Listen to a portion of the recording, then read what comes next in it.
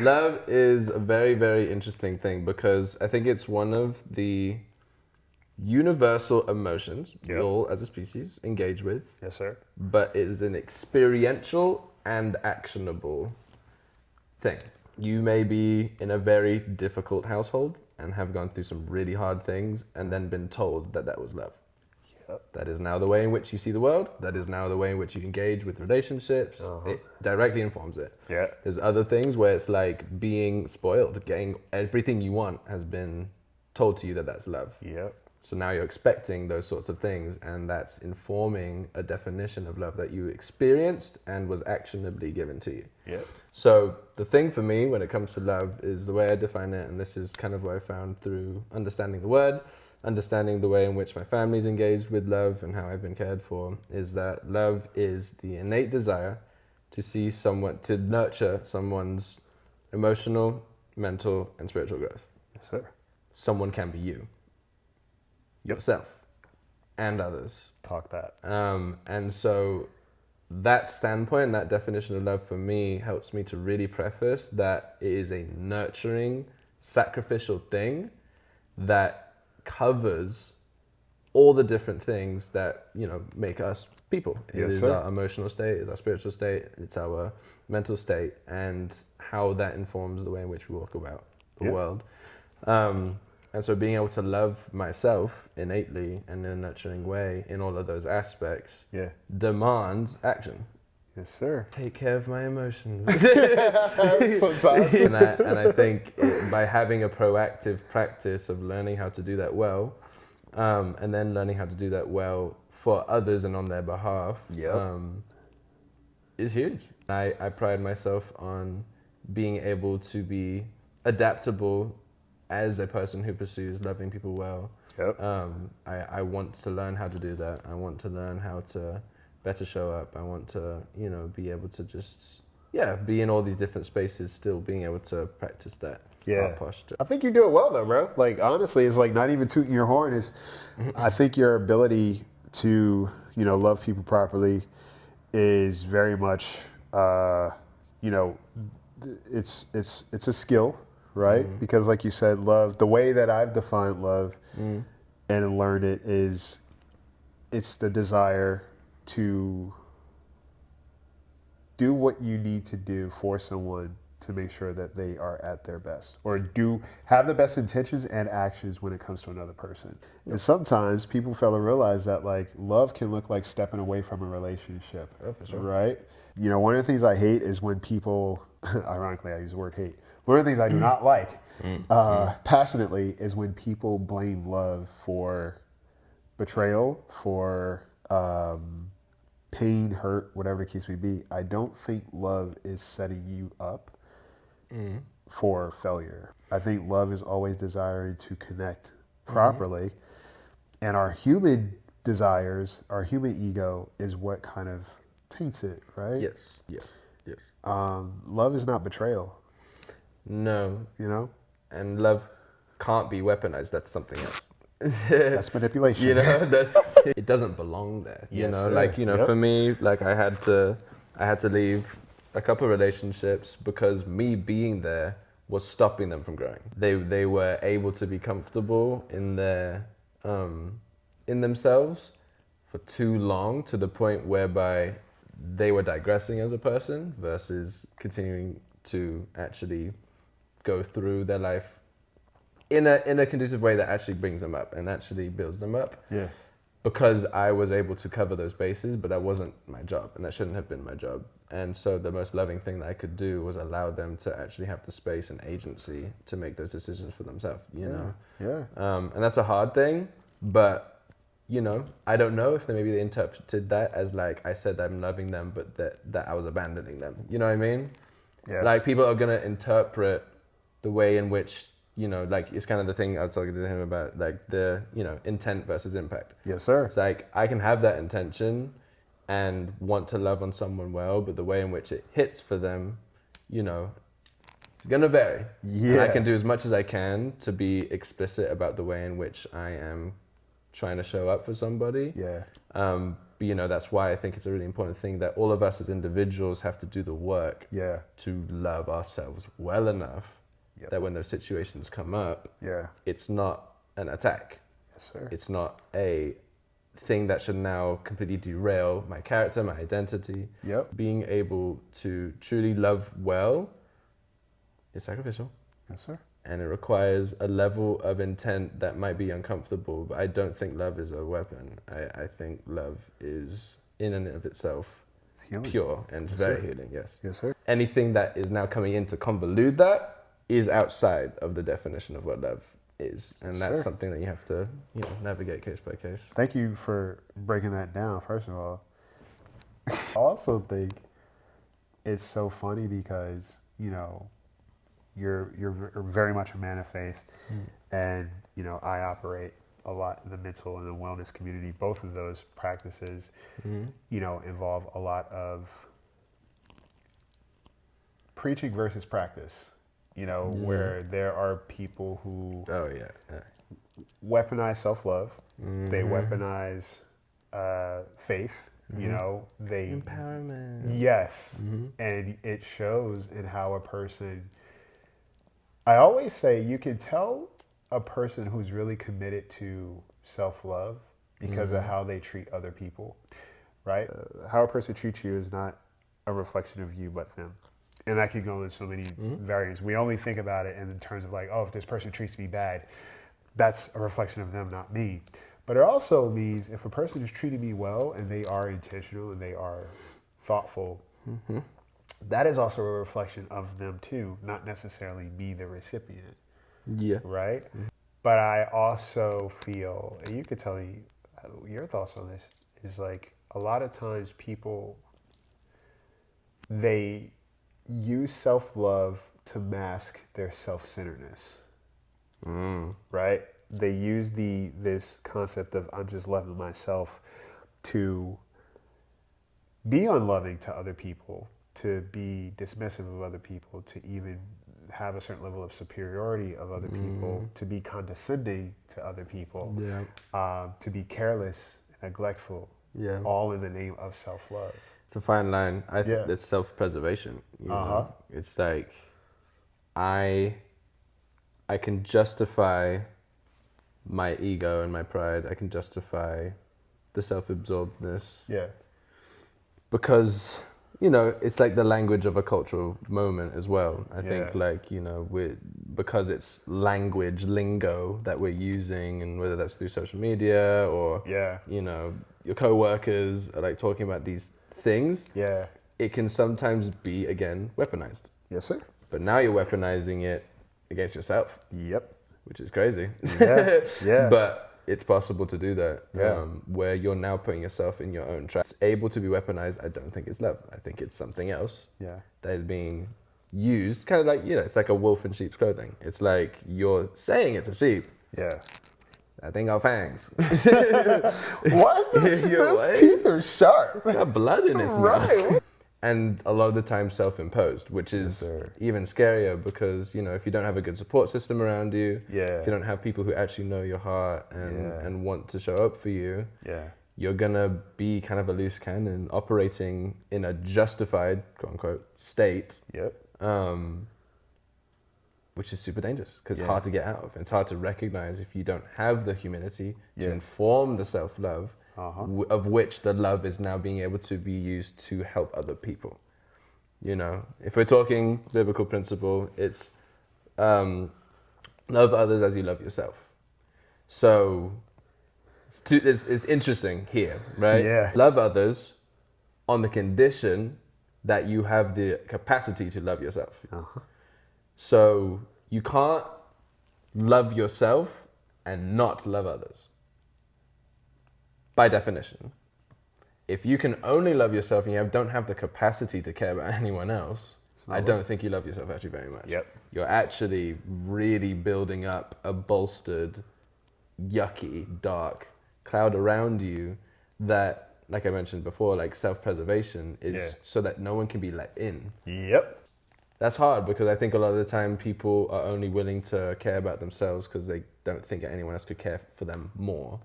or that could care for them in the way that actually is edifying. Yeah.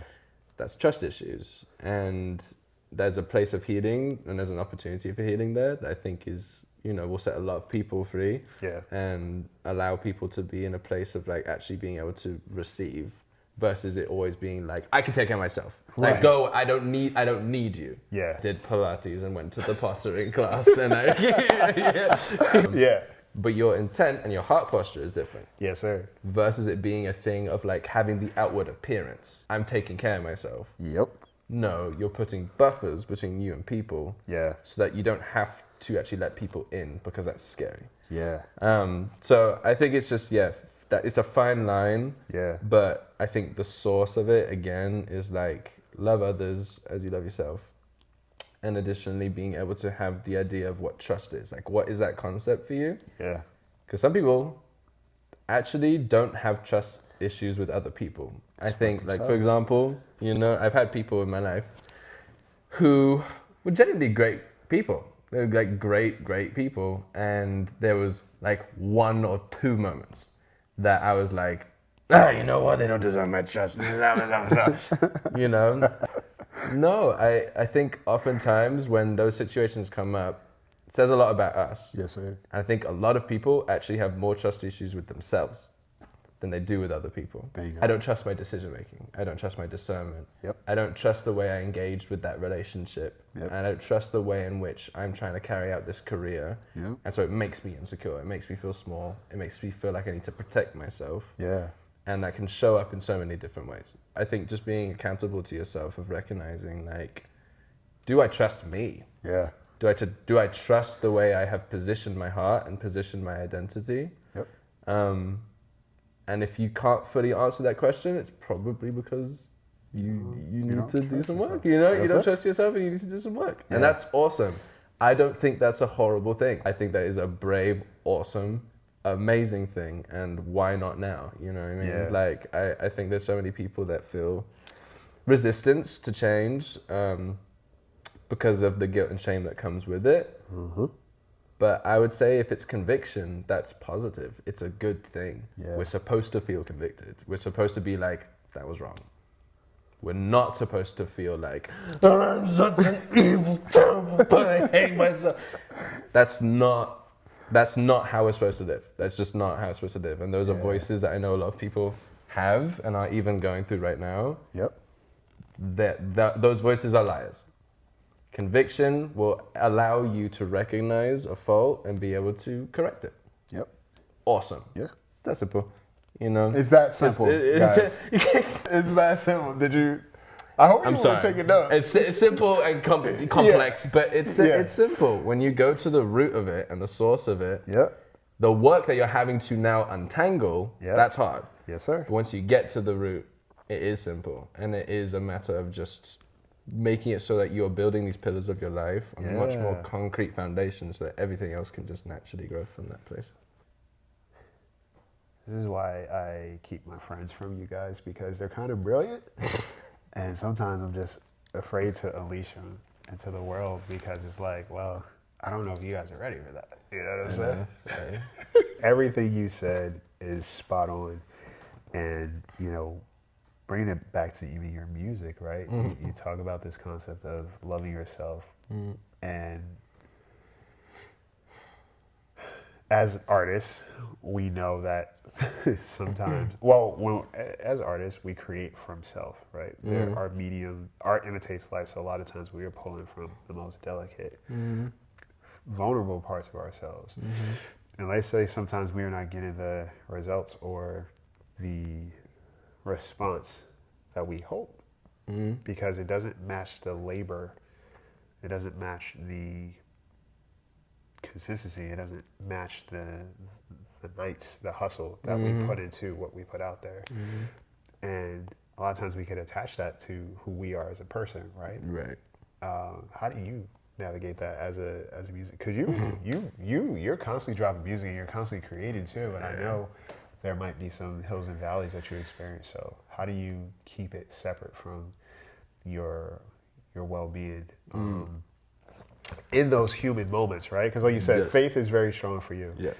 But you're still a human, right? Yep. So there will be moments, like 3 minutes, an hour, where you have like a very human experience where it's like, damn, am I doing what I'm supposed to be doing? Like, does this matter? Yep. You know, how do you deal with that? Huge thing that I went through, and I've told you the story, you know, kind Uh-huh. of what happened, but for the sake of everyone else, is that I learned through a very difficult situation that my identity can no longer be on what I do. And that was a very, very hard lesson to learn. Yes, so sir. last year, I was overworking a lot. I was doing the whole hustle thing. I was Yep. making songs, I was in sessions, blah, blah, blah, blah, Yeah. blah, blah. And my body just gave out. So the whole left side of my face, I got these huge lymph nodes all over, my neck and up to my jaw, almost to my ear. A couple of days later, my face stopped working. All the nerves just stopped working, and it was called Bell's palsy. A couple of days after that, I got shingles on my face, so my face just started bleeding for no reason. And I was completely decapacitated for 2 months. I lost a lot of friends during that time because I wasn't able to show up in the same way, and people weren't able to. And I saw their true colors, as it were. And I couldn't record because literally I was like talking like this. Like I literally I couldn't enunciate properly. Eating was very hard. I had to pinch my mouth to keep it closed, you know?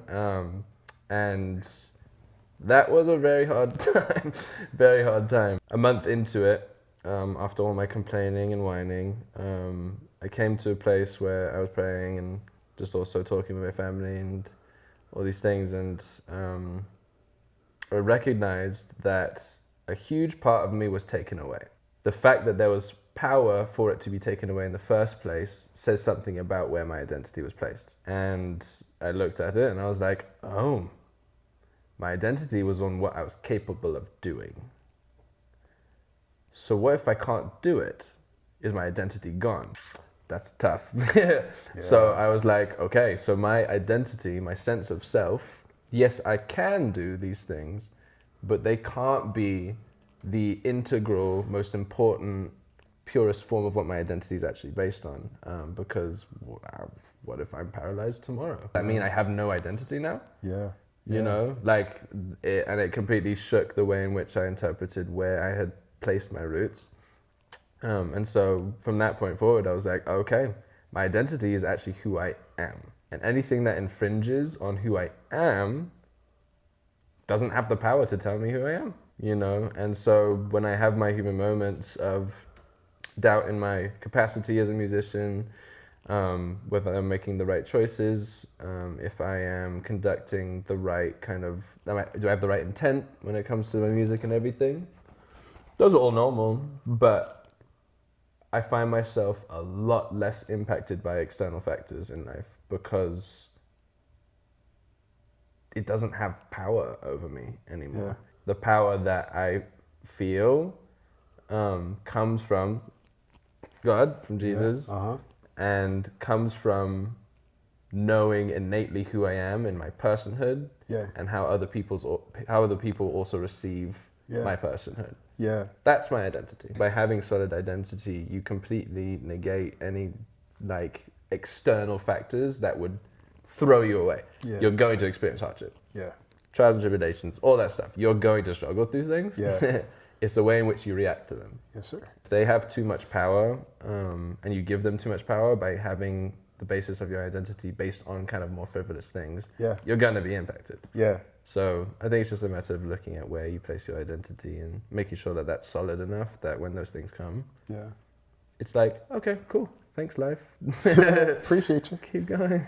I appreciate that. I think one of the coolest things you said too,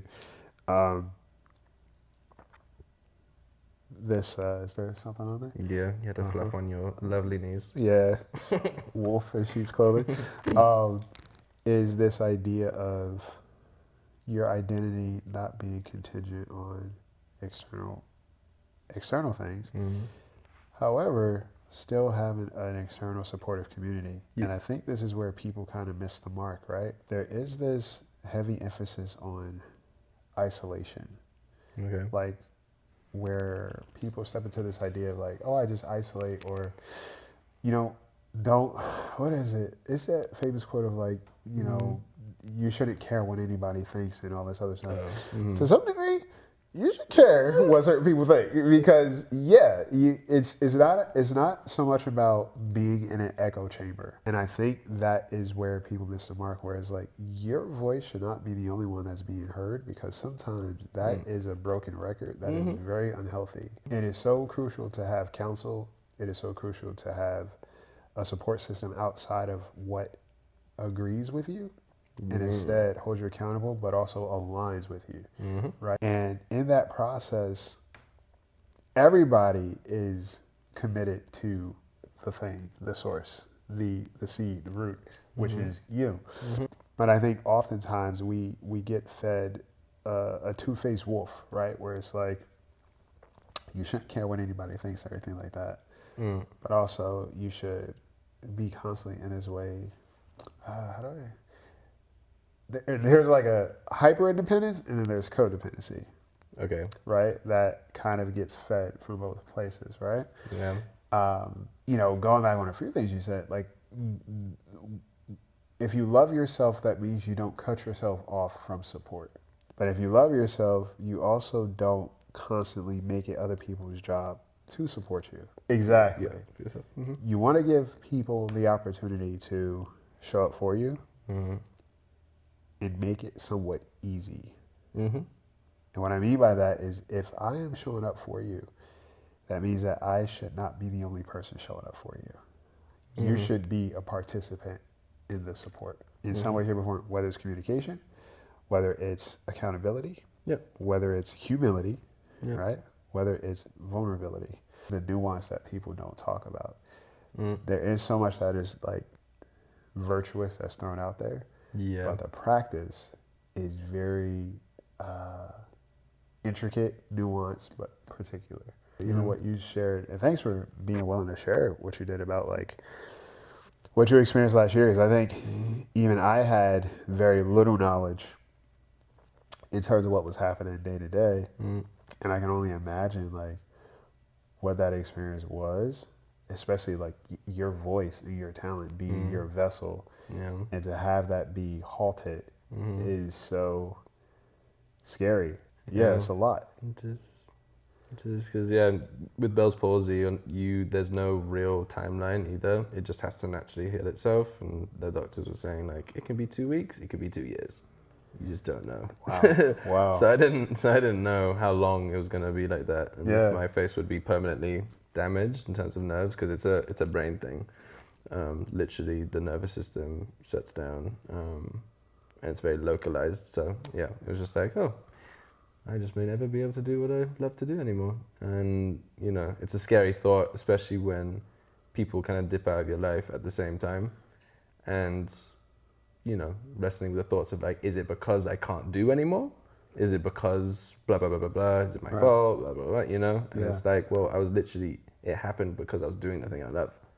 Just a bit too much. And I think that's what it comes down to, is like when it comes to the counsel, when it comes to loving yourself, when it comes to solitude as opposed to isolation. Yes, sir. Too much is too much. Yes, sir. The way in which you engage with like food and engage with exercise. Too much is bad for you. And so I think it's a matter of engaging with balance. Yeah. Learning how to hold space for all the necessary things that inform our lives. And that's why I think it's really important to take care of the foundation. Yes, sir. So that everything else can be built from that place, but you're still dealing with the source of what that foundation is. So like, I need to do better at loving myself. I need to find people who are trustworthy, who can also love on me well. I need to nurture that. And I need to step out of that. And that's a practice. It's not something I'm just going to be like, even from a Christian perspective, like, God, please send me good friends while I watch Netflix for weeks and weeks and I do nothing but work mobily. It's like, that's not going to happen. You have to actionably love yourself. You have to actionably love other people. Yes. And that is going to indirectly and directly give you the pillars that are important. Now you have support system. Now you have accountability. Now you have people that you have to serve, that you have to give to from a place of abundance, because you are giving to yourself and are being given to as well and receiving well. So take care of those things, everything else just naturally follows suit in a really beautiful way. And you get to now engage with a brain that is seeing the world with a completely new worldview and being able to now be an amazing exhibitor of God's heart, an exhibitor of what it means to be a human and a healthy human, because we all need each other. Like, I may be operating in this way and I think about the world in a specific way, and that's great, but every single individual is given the likeness of God and is able to reflect something that I probably don't see. There's things in Isaiah, like, he's taught me what friendship actually is. He's taught me how to actually show up in a way that is intentional and, is not really conditional even on my behavior, because he trusts my heart. He trusts my character. Yeah. Again, the whole thing of, like, if I have a bad day, doesn't change how much he shows up. But in my context, especially as a high schooler, I mean, mood swings ends relationships. Quick. Like, literally. You blink too many times. Yeah, exactly. It's a thing of, like, I have to die to myself if I want to make room for the things that are actually good for me. Yeah. And that's a conscious effort. And I have to be willing to go. But there's so many expressions of what being a person looks like. And you owe it to yourself to find out what that is, and to show up in ways that only you can. And that's super exciting. Like, that's such a wonderful thing. And I know it's going to be a daunting task and it can feel like, you're never going to reach this place. Yeah. But, like, honestly, we're never going to really reach anything. The goal is not to reach it. It's the process of it and enjoying that and being able to experience that and being a part of each other's process, because, I mean, not to be morbid, but, like, we all die. We have to show up. Yes, sir. And I got a glimpse of that with what happened with my face and being like, I don't know what happens tomorrow. No idea. Let alone the next couple of minutes. Jeez. All of life is right now. All of it. I can't predict what I'm going to be doing 10 years from now. The 10-year plan. It's great to plan. It's great to think ahead. Yeah. It's awesome. But I think it's a real disservice if you're thinking, I will be happy when. You will never be happy. Yeah. Presently. You'll never have joy because your gratitude isn't based on something that's actually real. It's based on... I think people who care about you keep showing up. And if you care about yourself, you keep showing up. Mm-hmm.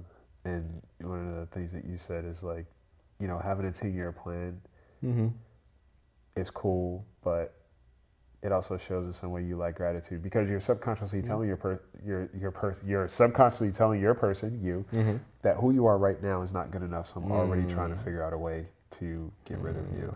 You will be the longest relationship you have in your life, and what a disservice it is to dislike that person the entire journey. And every time you see them, you tell them, "Hey, you're not good enough. I wish there was somebody else." Like. And we do that in so many ways, right? We do that in our ways we set our goals. We do that in the ways of how we talk about, changing our bodies, having a certain amount of money. If I'm in a relationship, right, I have these kinds of people, or I have this amount of followers and all this other stuff. Like, you're always subconsciously telling yourself one or the other. Either I love you, or I love the idea of you being somebody else. Or I won't love you until. And it's like, you never get there. Until is not promised. And once you even get there, there's another until that you build up. Yes, sir. Yep. And because, it's a mentality thing. Yes, sir. And it bleeds into every decision you make from that point forward. Yeah. So even if, if I made it a point where, like, I'll love myself and I'll think I'm a good musician if I win a Grammy. Yeah. Again, that love is conditional. Yep. It's not love. It's conditional. Yep. It's not love. Yep. Because it's dependent on external variables that have really nothing to do with my personhood in the first place. Yeah. It's a statue. Yeah. That doesn't encapsulate my journey anyway. Yeah. I encapsulate the journey I've been on. Yep. So let me love myself enough, love this tempo enough that I can right now be happy while I have $2 in the bank. Yes. That is possible and that's available. it is available to Yeah. you. That gratitude and the ability to have joy in the midst of hardship, because like I'm here still. Yep. Yep. That is worth celebrating, and loving yourself for. So, Dude, speaking of celebrating, you got some music dropping. Yeah, I didn't want to get. I love that. I was like waiting Such for an him. MC. Dude, I love. Speaking of music, bro, I love the fact that we, like, you know, even before we started this conversation, I always, and this is why I do like sitting down with the people that I cherish and the people that I value. The people that are hummingbirds in my life. Like, if you guys go back and listen to, you know, why I named the podcast the way that I did, and also the people that I have on my show, they represent hummingbirds for me. And hummingbirds have always been a symbol of you're on the right track, right? You're on the right track, things are going to be okay. And it's just a symbol of strength, all those things. So people that I typically have on this show, when it happens, are very much a symbol of that. And one of the things I told you was like, you know, I just know when we sit down and have, it's gonna do what it needs to do. And this entire episode, we didn't even really talk about your music. You talked about who you are as a person, and like you said, your journey. yeah. But I do want to celebrate you, bro. Like, I want to always find an opportunity to celebrate the things that you do, the things that are important to you, but also what you make an effort to put out into the world. So this music, yeah, tell the people about that. Like, what are you dropping, and like, how can they go about listening to it? Yeah. Yeah. I mean, yesterday dropped another song. What I want. Yeah, it was just a really fun song. Kind of wanted to talk about the desire of like, man, I care about this person and it's scary, but like I need to articulate to you what I actually want to give you, and how, you know, I want to be loved as well, and like show you what that actually means. Because yeah, I think the funny thing, like, you know, even like the beginning of this conversation is we were talking about how, like, yes, music, but what do I do in life? Life informs everything. Yeah. I don't have music if I don't have life. So, you know, I think for me, when it comes to my music, it's always a reflection of very powerful, palpable moments that I feel inspired to create a world around. And, you know, these songs, they're kind of over the course of probably the past 2 years. I'm literally dropping a song every month, at least one a month, so sometimes two. Yeah, so you guys better subscribe. Follow. Yeah. All that jazz. But yeah, like I think just being consistent in showing up and putting things out that I really think are excellent, and I think exhibit the best parts of my heart and the worst. You know, I think that vulnerability is a two-way street of like, I'm gonna bring the best version of myself, but also present like this is the sucky stuff. As well. And I genuinely am not afraid of that stuff, because I think it's more powerful than putting on face. You know, I don't think anybody gets better because of a fake version of you. You know, I don't think halfway showing up does much, you know. So being able, for me, especially as like a, you know, very tall, light-skinned dude who's just out here in LA, you British. know, British dude. Yeah. Even more so, why the power of vulnerability is so powerful, and it does matter, because it's like I can have all the superficial external attributes of what an F-boy might look like. But that is not me. It's just not who I am. You know, I've consecrated my heart, and I have fortified the path that I want to go on, and it's a very narrow road. Yes, sir. It is not the wide one. Yeah. Freaking treacherous. It's traffic. Yes. Music reflects that. I think I try to talk about, you know, the ways in which I feel insecure, especially with relationships and moving attributes in life. But as well as being like, I have swag as well. You know, and again, humility. It's seeing yourself rightly, being able to show up in the way you actually are versus how you want to be perceived. And that's kind of all I know how to do. I'm really bad at fake. I just can't. He knows. Like even if I wanted to lie, I just look constipated. Like, the music is just always a reflection of life, and just trying to be consistent in that space. So nice, bro. Yeah. Oh, I wanted to make sure we got that in there because I want the people, I want you guys to understand and have a cool model of what it is wherever you are in your life journey. Like you can do all of it and you can still be a human. Like you don't need to compromise your integrity, your identity, your self-love, your mental and emotional well-being, but also your relationships, just to have something that you think is going to make you happy or a better person, right? I think that you are a great model for young adults, young men, and just and young artists, right? Like the ability to exist in a world that is very it could be a lot of things. It could be a lot of layers to it, and you stand firm in who you are, your truth, and you're talented, which makes it even better, right? It's like, thank God.